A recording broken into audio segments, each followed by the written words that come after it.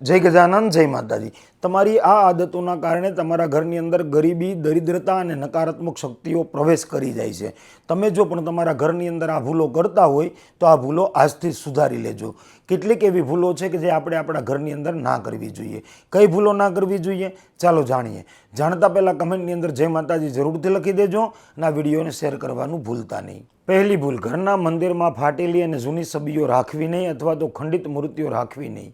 બીજી ભૂલ, ઘરમાં બિનજરૂરી નંગ, તાવીજ, વીંટી કે એવા કોઈ પણ પ્રકારનો સામાન આપણા ઘરની અંદર ન રાખવો।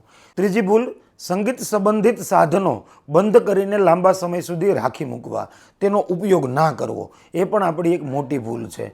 ચોથી ભૂલ, રસોડામાં તૂટેલા વાસણનો ઉપયોગ કરવો। પાંચમી ભૂલ, ઘરમાં ફાટેલા જૂના કપડાની પોટલી બનાવીને એ પોટલી એમનેમ ઘરમાં રાખી મૂકવી, કપડાં બાંધીને રાખવા।